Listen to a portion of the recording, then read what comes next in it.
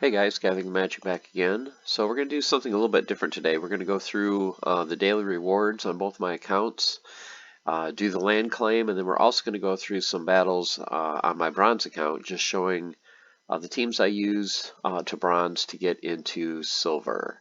Okay, so let's get started on the main account. So we've got 10 silver chests to claim, up to 14 gold so far this season. Alright, so hopefully we will get at least one summoner today. So I really need to work on getting those higher. Well, that's not a summoner, but there's a good epic Thane song. Legendary potion. There we go. Wow, awesome. So not only a summoner, but a gold summoner. Very nice. 0.6 SPS, 3 coastal sentries, 3 Ferox defenders, another summoner, this time regular foil, and finishing up with 2 Tenacious Grunts. So awesome opening today for the silver account, getting that gold summoner and an epic. Awesome. I don't know if I had that in gold. Let's take a look. Then we'll do the land claim. So let's look at summoners, gold foil. So do I want to combine it? Don't think I want to combine it yet because I already have this one at level 4. Actually, I'm working on getting to level 5. Okay, so I'm doing really good for the fire one. As you can see, I have single copies of the life and the death summoner. Let's take a look at, what was that epic that we got? Thane song. Okay, so he's already level 2. So I need 3 more to get him to level 3. Alright, very good opening there. So let's go to land, do our land claim. And another thing I have to look at is I just picked up another land plot. First, let's go ahead and claim here in region 23.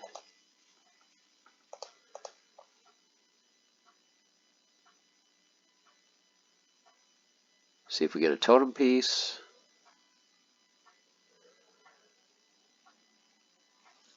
Nope. And then we will move on to region 43, where I just picked up a common plot. The reason I picked it up is it's a bog, so it will be able to produce grain in 2.0, and it does have building in the box. So I was very happy with that. The only thing now is I need to get workers for it. Also need a power core. So I'm going to have to buy a power core. Pretty soon I'm going to have to get some more DEC too. But yeah, very happy to get the plot. So it's in my region, was in 43, building in a box. Great price. I think it was like $35. So yep, so I'll have to go through and figure out what cards I want to put on it, and definitely have to come up with more DEC. So we'll work on that later, but just wanted to show you guys that. So this will probably be another grain farm, so we'll just get grain going on this. So this I'm going to need death and water. Okay, so we'll take a note of that. So let's just go ahead and harvest everything that I can harvest here.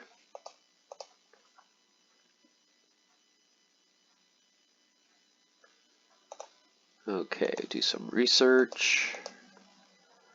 See how that's going. Yeah, my thought is, even if I don't have the workers right now to get my land plots up and running, as full as I would like them to, the main thing is getting the plots now while they're cheap. I can always add workers or build up higher level workers later, but I want to get the land and get the plots now while I can, especially ones that are in areas that I really want to work on. And like I said, this being my main region, I was very happy to get another plot. Being able to produce grain is going to be huge going forward. Okay, so now let's finish off. Yep, because these two are for sale, and then that one is shut down. So now we'll go to Ravenwood. Do a quick claim here. Yeah, I haven't really seen any plots that have struck me as good deals in Ravenwood or in Area 51, so that's why I've been concentrating mainly in 43. Okay, so no grain plots there, so now let's head on over to my $10 account. We'll do the claim there, and then we'll go through some battles. So I can show you guys some of the teams that I use in Bronze Wild that work pretty well with for me. I usually don't have a whole lot of problem in Bronze. I mean, there's some days in Silver where it's like, I just can't win. I lose like 2 out of every 3 battles. But Bronze I usually do fairly well. It usually doesn't take me very long to get, 10 or 12 chests. So yeah, let's go ahead and just hit reveal all. So let's see what we get in these 12 bronze chests. Wow, only one card. One card and very little SPS. So not a great day, but keep trying again tomorrow. So we've got 922. Would have been great to get that gold summoner on this account. Okay, so 2938. Okay, so let's go through some of the battles. So let's just go through some of my last 20 battles and things that have worked for me.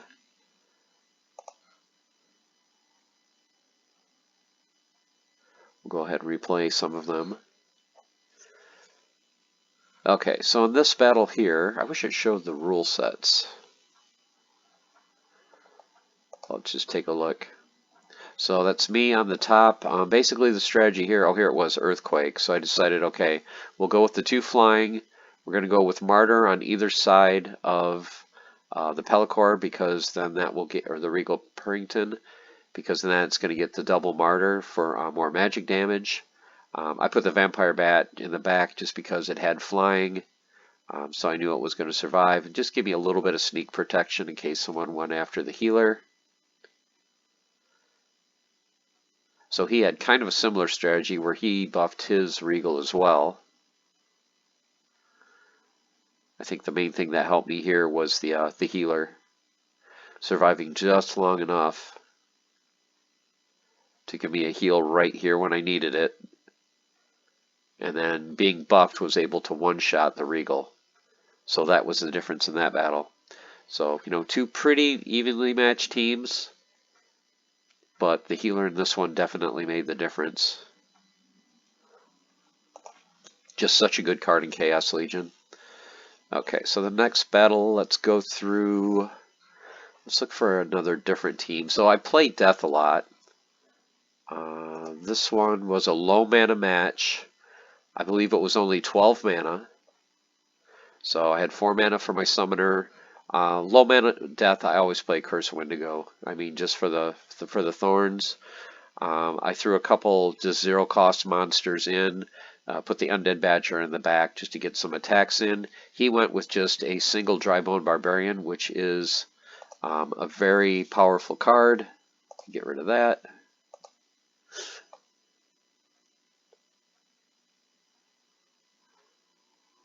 So the key here, even though he's doing massive damage, he is taking damage back from the thorns.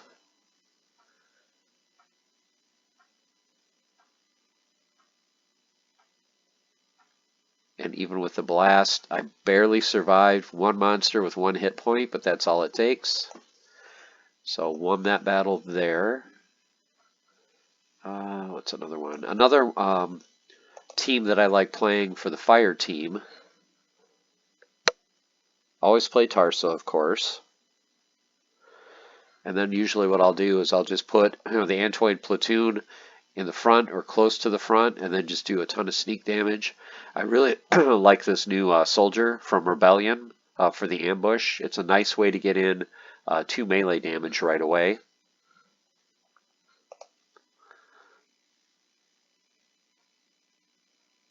Let me refresh real quick so I can get the battle button up and running, so you guys can see the battle. So once again, usually fire doesn't do well against magic, because the magic will just like eat right through. But in this case, I just had way too much sneak damage. And the ambush took that 2 damage out right away, which was really huge. And then these 2 attacks got in, so he lost basically 4 magic damage right off the bat.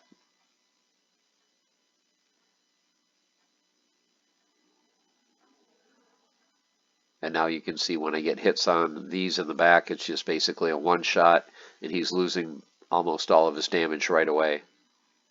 So even though this thing can be difficult to hit sometimes, there's just way too many attacks on it. You can see all the misses.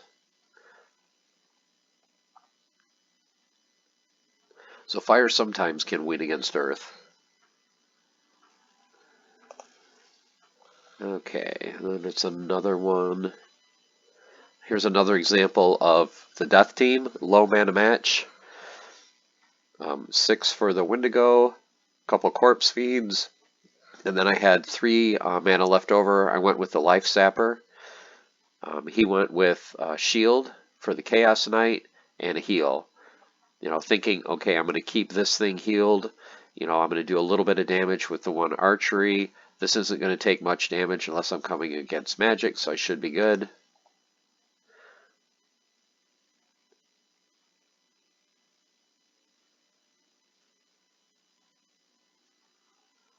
So even though I'm getting a little bit of damage from the Life Sapper, he's healing it right back up. So it doesn't look very good for me right now. But I'm able to slowly whittle his health down where I'm doing 3 damage, but he's only healing for 2. And eventually I'm able to take out his tank. And then that's basically it. So you don't have to have super expensive cards or high level cards. I try to have all the cards that I'm able to have them max for bronze. So I have all my summoners at level 2. So that's definitely key if you want to get out of bronze and get into silver, is try to get as close to a max level bronze deck as you can.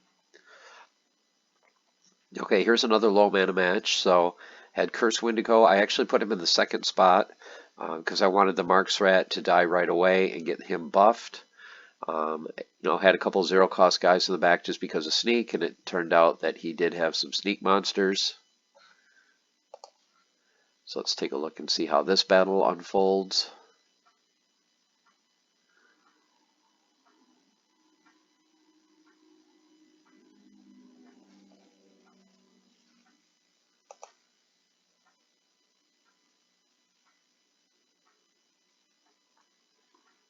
So right away he took out my 1 damage in the back, so now my only real source of damage is my Curse Wendigo.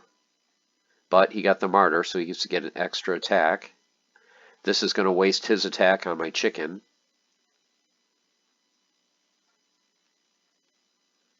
So I'm really running low on health. And the nice thing is, this I got the first attack. If he had gotten the first attack, it would have ended up being a draw.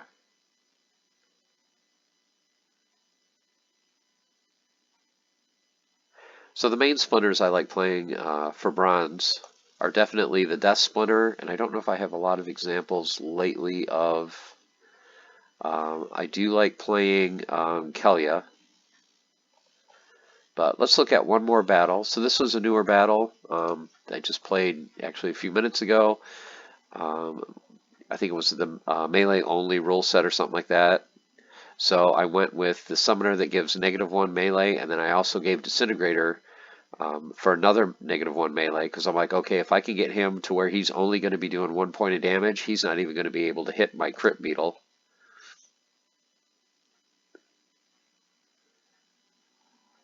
And that's basically what happened. So he was able to take out mine in the back. I barely survived with Uraeus, which enabled me to get rid of his Thief. These guys are just trading blows back, doing no damage. So now it's just Uraeus with his 2 attack, slowly whittling down his infantry. So I'm just hitting him for a point every turn. So a lot of times it's just pay attention to the rule sets. If you're doing up close and personal where it's melee only, you definitely want to have a summoner that gives a -1 melee, and you definitely want to play the Disintegrator, and then throw in any card that you have that has shield, like Crypt Beetle, or even if you're playing the infantry, that's a good card to have as well. And then try to be able to do some attack other than from the front position, and that's going to help you in a lot of those battles. So let's go through the last battle I just did here just a little bit ago before I recorded the video. This one I'm actually up against Kelia and against the water team.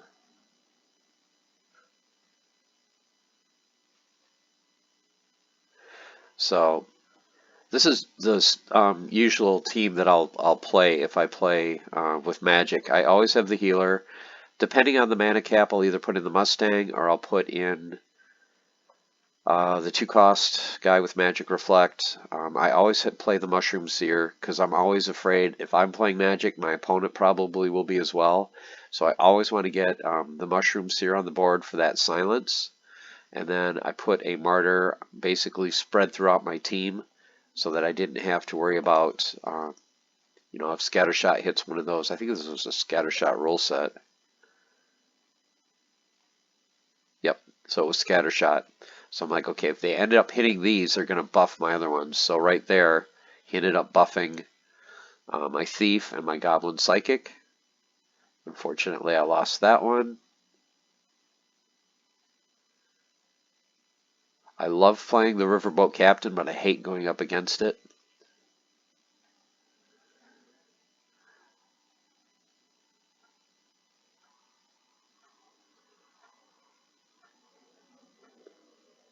So it's not looking too good for me right here, especially with my healer about to go down. But then when he just got that Martyr buff, that's key. Because now he just took out the Riverboat Captain.